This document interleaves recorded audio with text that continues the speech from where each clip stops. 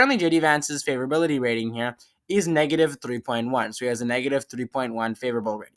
Now, keep in mind that there's a difference between favorable rating and approval rating. Obviously, a candidate could have a low favorable rating, but a high approval rating, or vice versa. So JD Vance here with a negative 3.1 overall favorable rating. And you can see here that 41.7% favorable, 44.8% unfavorable. Now, if you take a look at the polls here, you can see here a lot of the polls that were taken here. Obviously, if the poll is marked red, that means that it was a negative favorable rating, meaning that the disapproval rating was higher than the favorability rating. But if it's black, then that shows the opposite. All right. Now let's take a look here at Tim Walz. Now, Tim Walz, obviously, the polling did obviously end quite some time ago due to the fact that he obviously did lose the presidential election with Kamala Harris. But as of the time the election was taking place, Tim Walz had a plus 1.9 favorable rating. So a plus 1.9 favorable rating. And so that's for Tim Walz there. Now let's take a look here at President Donald Trump. Not former President Donald Trump, but President Donald Trump here. He has a minus 0.2 approval rating here. He has a 48.2% approval rating and a 48.4% disapproval rating. Now, the last two polls do show him in the negatives here. However, a Rasmussen Reports poll did show him in the positive. Now, let's take a look here at the most recent poll taken by the NBC News. It had a sample size of 1,000 people. It showed him obviously there with it was taken from March 7th to March 11th. And there's also the Reuters Ipsos poll. So let's take a look here quickly at the NBC poll. Okay, so the NBC poll here shows essentially that he doesn't have the best approval rating on the economy, but a lot of people say the country's headed in the right direction. Now, keep in mind that the sample size was only 1,000 people, which might be a little bit skewed. Obviously, the smaller the sample size, the less accurate the poll is. The larger the sample size, the more accurate the poll would be. Let's take a look at this here. I did read through some of this in the past before, so let's take a look at this. So currently, Donald Trump's approval rating is at 47% and a disapproval rating of 51%. So an approval rating of 47% and a disapproval rating there of 51%. Now, as far as some of the other stuff is concerned, let's take a look at this. So as far as the economy is concerned, he does have a disapproval rating, a plus 10 disapproval rating on the economy. 54% of people disapprove his handling on the economy, and 44% approve of his handling on the economy. And as far as inflation and cost of living, he has a negative 13% approval rating. That's not very good for him whatsoever. And obviously, the tariffs are definitely not helping him. So you can see there 51% approval rating, 47% approval rating, 51% disapproval rating there. All right. Now let's take a look here at some stuff here at the bottom. So you're seeing here that his personal favorability rating is different than his approval rating, and this is what I was saying. This is what I wanted to say as well. That the approval rating here is higher. Sorry about that. That the approval rating is higher than the favorability rating. So currently his approval rating is at 47%, whereas his personal favorable rating is at 46%. So people can have a favorable view on a candidate but disapprove of them, or they could have an unfavorable view of a candidate but still approve of their handling on the job, right? And so this is actually very significant. This poll actually shows that 44% of people believe the country is on the right track. Now, that is a very high number, actually, if you take a look at it. Let me just go ahead and pull this up here. Direction of the country. This is actually a very interesting thing here. Let me pull that up here really quick. So the direction of the country is actually very high under Donald Trump in terms of the approval rating of the direction of the economy. So you're seeing here basically how it was changing throughout this poll tracker here. You can see how it was changing, and even at some points it was very bad. Take a look at this in 2022. Only 18% of people thought it was on the right track. 74.6% of people thought it was on the wrong track. But more recently, you can see here that it's headed in a much more positive direction there for the former president here. As you can see, only 51% of people, as of March 11th, believe it's on the wrong track, and 42% believe it's on the right track. And so you're seeing there how it did definitely, the wrong track definitely went down, and the right track definitely went much more higher. And so 44% definitely is a very high number. I saw a poll actually, I believe, in 1984. I didn't see a poll personally in 1984, but a poll was released in 1984 that showed that 49% of the people, I believe, thought the country was going in the right direction, or they approved of the direction the country was going in. And that was in 1984. Now, keep in mind, in 1984, Ronald Reagan actually swept the Electoral College, and he was actually able to win a full 49 state landslide. He only lost Minnesota and Washington, D.C. And in 1984, the percentage of people who thought the country was in the right direction, I believe, a poll was, I saw a poll one time, I believe was at 49%. And so 44% is definitely good for the former president. But again, his approval rating on the economy is not good whatsoever. In handling of inflation and other economic issues are not good whatsoever. All right. So you're seeing here the percentage of people who think the country is headed in the right direction. Now, this is since November of 2024 and comparing it to March of 2025. Now, it shows here Democrats, Independents, and Republicans. Now, you can see here for Republicans, it definitely did shoot up definitely to 83%. Now, for Democrats, it definitely did go down. Now, for Democrats, interestingly, it was only at 53% in November of 2024. Now it's at 6%. For Independents, it has gone up slightly there. You're seeing here that it went up by 7% in terms of the direction of the country. Now, keep in mind, again, it's only 1,000 people, which is the sample size. So keep in mind that that does result in a 3.1% margin of error in this poll. All right. Let's move on here as far as independents are concerned. So independents here have a 30% approval rating and a 67% disapproval rating of Donald Trump. As far as the gender gap, which obviously is a very, very real thing, Donald Trump here with men, he has a plus 12% approval rating, although with women, a minus 18% approval rating. Obviously, a huge gender gap there between men and women in terms of their approval rating. Vice President J.D. Vance here, you're seeing here 41% of people view him positively, 47% of people view him negatively. Now let's take a look on some other issues. As far as immigration is concerned, obviously Donald Trump does have a higher approval rating on the economy. 55% of voters approve his handling on border security and immigration, while 43% say that they disapprove of him. And you can see there's some other information there. 56% of people say he's bringing the right kind of change. 25% of the right kind of change on the issue of immigration, and 25% saying he's bringing the wrong change, 18% saying he isn't bringing change. Now, these are on some of the particular issues here on border security and immigration. You can see here that Donald Trump has a 55% approval rating and a 43% disapproval rating. Obviously, a very good approval rating for him on that particular issue. On foreign policy, you can see here that he has a minus 8% approval rating there, minus 8%. On the economy, a minus 10% approval rating. On inflation and cost of living, minus 13%. On the war between Russia and Ukraine there, minus 13%. All right, so that's an important issue there. Let's take a look on another issue here. And I believe, let's move down here a little bit. So you can see here some other issues here, but let's go down a little bit. On trade and tariffs here, 41% of people saying he's bringing the right kind of change. 38% of people saying he's bringing the wrong kind of change. To be honest with you, that's actually pretty good for the former president. Only 38% of people say he's bringing in the wrong kind of change on trade and tariffs. That's actually pretty good for him. So he has a minus 3 approval rating on tariffs. Sorry, a plus 3% approval rating actually on tariffs. Actually, but you got to consider the 18% as well. He's not bringing any change. But I mean, that's actually pretty good for him on tariffs and trade, because much of his tariff policy is obviously increasing the price of goods in the United States. Undeniably, I mean, you can't deny that his tariff policy definitely is increasing the price of goods in the United States, and you can't really argue with that. It's an import tariff, and obviously it'll be passed down to the consumer, but that's actually pretty high for him there. All right, let's go ahead and take a look on 40% say he's bringing in the right kind of change on inflation and cost of living. 30% of people saying he's bringing the wrong change. Okay, so 30% of people say he's bringing the wrong change. 28% of people saying he isn't bringing any change. All right, so keep that in mind there. All right, let's go down and take a look on some other issues here, on some key issues. All right, Trump's handling of border security and immigration. So you can see there that's obviously in the positives there, right kind of change there. Federal spending and size of government. This is also interesting. Obviously, this has to do obviously with the Doge. 47% of people say he's bringing in the right kind of change. 29% of people say he's bringing in the wrong kind of change.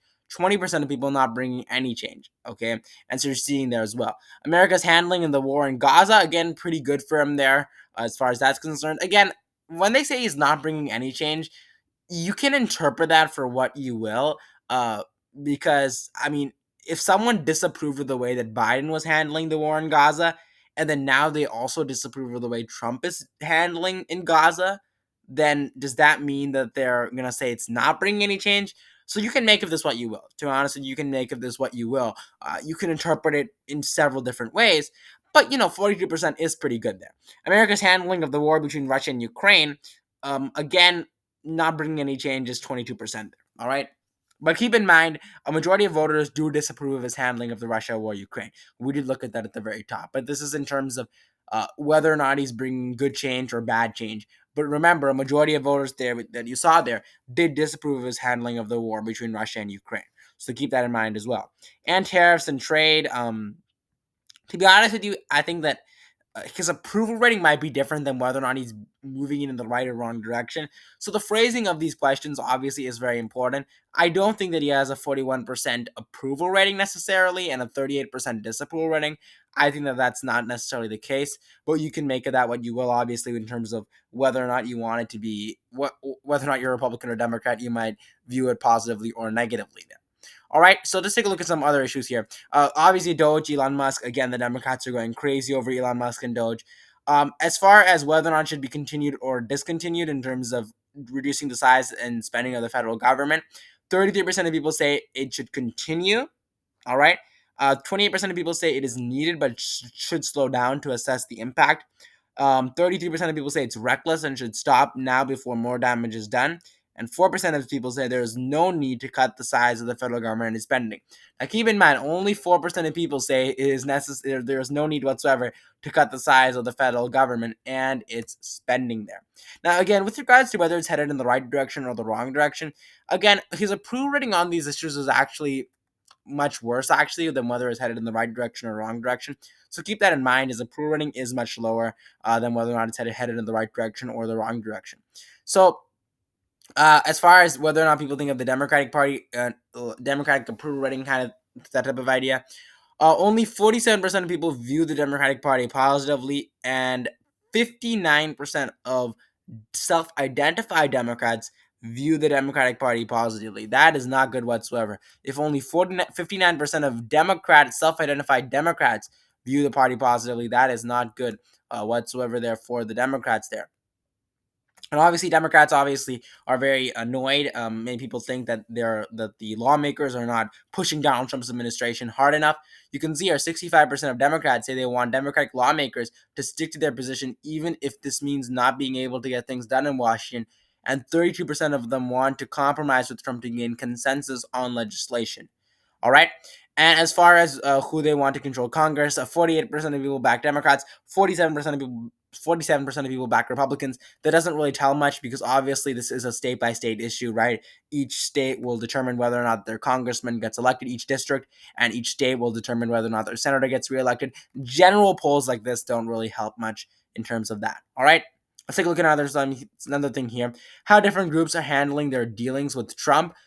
Whether or not they're too supportive, too critical, dealing in the right way. You can see our Republicans, obviously, people say are being too supportive. CEOs of large corporations are too supportive, according to the majority of Americans. The Supreme Court is is dealing the right way. Actually, that's interesting. A plurality, I should say, rather, of people say that the Supreme Court is dealing the right way. Obviously, the Supreme Court is not necessarily giving Donald Trump everything he wants, even though we obviously do have a 6-3 conservative Supreme Court. The news media is too critical of Trump, according to people there. Democrats in Congress are, according a majority at least, say that they're being too critical. Although I don't think very many Democratic voters, or at least people who are consider themselves as being populist in the populist news media, populist Democrat news media, would say that they're being too critical there. All right, 49% of people there. We already went over that. All right, so that's as far as that poll is concerned. As far as the NBC poll is concerned, now let's take a look here at the general, the election map here. So let's pull this up here. Let's go ahead and give Tim Walz, and I'll go over this relatively quickly. Obviously, Washington, California, Oregon. We're going to give Vermont, New Jersey, Delaware, Maryland, D.C., Rhode Island, Massachusetts, and the state of Montana, Idaho, and Wyoming, Utah, the states of North Dakota, South Dakota, Nebraska at large, Nebraska's first congressional district, Kansas, Oklahoma, Arkansas, Louisiana, Mississippi, Alabama, Tennessee, Kentucky, Indiana, Iowa, Missouri, Ohio, West Virginia, South Carolina, Alaska, the state of Hawaii will vote for the Democrats. Minnesota, obviously Tim Walz's home state, Illinois there, Virginia, and also the state of Colorado and New Mexico there, Texas and Florida will end up voting Republican there. We're going to go ahead and give the state of New York to Tim Walz, as well as a Maine's at-large vote going ahead and giving it there to Tim Walz, and Maine's second congressional district going ahead and giving it to Tim Walz. Maine's second congressional district to J.D. Vance, and Maine's first congressional district there to Tim Walz. New Hampshire, I'm going to go ahead and give it to Tim Walz. Obviously, the Kamala Harris campaign won the state of New Hampshire by a very small margin of only 2.8%, even though Joe Biden won the state by more than 7% there. All right. Moving on from there, we have again our 7 swing states right over here: Nevada, Arizona, Georgia, North Carolina, Pennsylvania, Michigan, Wisconsin. As far as Nebraska's second congressional district, I'm going to go ahead and give it to the Democrats. Kamala Harris won Nebraska's second congressional district by around 3 percentage points. 4 percentage points. So it's going to end up voting again for the Democratic Party there. So now we have Tim Walz at 226 electoral votes and J.D. Vance at 219 electoral votes. Now, obviously, Kamala Harris did end up winning 226 electoral votes due to the fact that Donald Trump ended up sweeping all 7 swing states there. Now let's go ahead and talk a little bit about Tim Walz and J.D. Vance. As far as Tim Walz is concerned, Tim Walz is considered to be more of the populist wing of the Democratic Party. Many individuals within the more left-wing populist wing of the Democratic Party were very enthusiastic by the fact that he had joined into the, obviously, Democratic Party fray due to the fact that he was much more of a populist individual, and many people saw him as being more authentic than Kamala Harris. Also, Tim Walz obviously did support very many populist things there in the state of Minnesota, such as a food program, and also he's a big supporter of abortion. J.D. Vance, on the other hand, obviously is pro-life, although he has kind of, wiggled his way through that issue there. But as far as J.D. Vance is concerned, he does try to appear as being, he obviously is, at least on the campaign trail, he was against mass immigration. On the campaign trail. Now, as far as what they're going to do now that they're in office, it is going to be very interesting seeing how that's going to take place. They obviously have instituted a gold card, which obviously allows people to gain citizenship for $5 million under the Trump administration. As far as J.D. Vance is concerned, J.D. Vance is a good debater. You really can't deny that whatsoever. He definitely does know how to debate.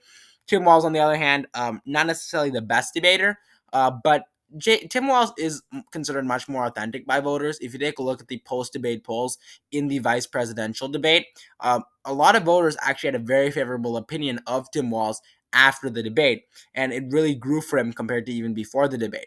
So Tim Walz definitely is a much more favorable individual. Now, in terms of his overall favorability rating, he has a plus 2% favorable rating, and J.D. Vance obviously currently has a minus 3.1% favorable rating, minus 3.1%. So obviously the difference between those two numbers would be basically actually exactly 5 percentage points, there. So 5 percentage points difference there between J.D. Vance and Tim Walz obviously being higher up. Now, I think Tim Walz will do much better than Kamala Harris did, and the reason why is I think he's going to be much more populist. He's going to be very populist. I think that even I actually listened to some portions of interviews that he did now that he obviously has lost the presidential election. Obviously, he's continuing as being the governor of Minnesota. And if you look at, I didn't look at the entire interview, but I saw some clips of the interviews.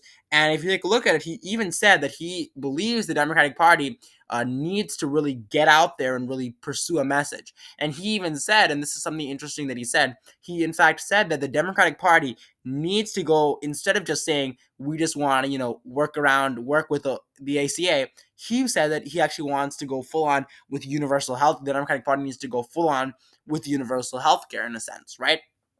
And so I think that if he were to run again in 2028, I think that he would do a much better job, and I think that he would do a much better job than he did during the Kamala Harris campaign did. Let's go ahead and take a look at this election map. And obviously Donald Trump will see the economy definitely. If the economy goes good over the next 4 years, I think that the Republican nominee obviously will definitely be helped to a large extent. If the economy, however, does do bad, I think that's definitely going to hurt whoever the Republican nominee is. If the economy goes south, the Republican Party is crashing. That's it. They're done, right? But if the economy does good over the next 4 years, that definitely will help the Republicans there. All right, the economy is the major issue. I would say the major issue. Border security, again, Trump, in terms of illegal border crossings, in terms of the amount of border crossings that ICE is finding, border crossings have obviously gone down. I believe they've gone down significantly since Trump has come into office. I believe it's gone down somewhere around like it's gone down by like a large margin there since Donald Trump has come into office. All right, let's take a look here at our electoral map. I'm talking about illegal border crossings. All right. So Wisconsin here, I'm going to go ahead and give the state of Wisconsin to Tim Walz. Kamala Harris camp lost it by 0.9%. Michigan will go to Tim Walz, and the state of Pennsylvania to Tim Walz. JD Vance will win the state of Nevada. I'm going to go ahead and give him Nevada, Arizona, Georgia, and North Carolina. Nevada, Georgia, and North Carolina. Now, as far as these individual states are concerned, I'm actually sorry. Let me go ahead and give the state of Nevada there to Tim Walz there. Tim Walz there in the state of Nevada there. Georgia, I'm not entirely sure of the state of Georgia. Georgia is going to be an interesting state going into this election because Donald Trump did not win the state of Georgia by a very big margin. He only won the state by 2 percentage points, a very slim margin there for Donald Trump to win that state. Definitely a very slim margin. I think that it could go frankly, either way. I think Arizona is going to stay in the Republican camp. Donald Trump obviously won the state of Arizona by 5.5 percentage points. And so that's obviously very interesting. And I think that it will stay in the Republican column. North Carolina, the Republicans ended up winning it, I believe, by by more than 3 percentage points, which I believe is less than what they won in 2016. Donald Trump won the state of North Carolina by a similar margin that he did in 2016. But no, Georgia, and no, by the way, North Carolina has not voted Democrat since 2008. In fact, 2008, Barack Obama barely won the state of North Carolina. And so I don't think it's going to end up going Democrat in this election. Arizona as well, I don't think it's going to end up going Democrat. Nevada has a major housing issue, and I think the Trump administration really should go after private equity firms. I think private equity firms are definitely something the Trump administration should definitely go after. Private equity firms are obviously a major block in terms of, private equity firms obviously buying up housing and, renting them out and stuff like that. Definitely not a very good thing whatsoever there. Georgia there, I think Georgia, it's very like, it's very interesting. I'm going to go ahead and give it actually to Tim Walz for now. I'm going to go ahead and give it to Tim Walz. I'll go and give it to Tim Walz for now. But this is my current map. Tim Walz with 292 electoral votes. JD Vance with 246, winning the states of North Carolina and Arizona. Pennsylvania, Michigan, Wisconsin will go for the Democrats there. Now, guys, if you like this video, make sure you hit the subscribe button down below. And if you guys are wondering why I believe that Tim Walz is going to end up winning, I think that Tim Walz, honestly, I don't think that Donald Trump is going to be on the ballot, obviously, in 2028, unless they overturn the constitutional amendment. I believe the 22nd Amendment of the Constitution, unless they obviously, not necessarily repeal it, but they could obviously do an amendment which would override it, the 22nd Amendment. If they were to do that, obviously, then Donald Trump could run for a third term. But I don't think that's going to happen. That most likely will not happen. They need quite a few votes in order to get that done, and that definitely will not happen. So obviously, Donald Trump will not be on the ballot, and I think that will definitely cause a lot of harm to the Republican Party, and I think a lot of low propensity voters who ended up only voting for Donald Trump might not end up showing up. So there you have it there. JD Vance there at 246 electoral votes. Tim Walz at 292 electoral votes. If you like this video, make sure you hit the subscribe button down below and like the video. Make sure you comment down below for more videos just like this, and I'll see you in the next video.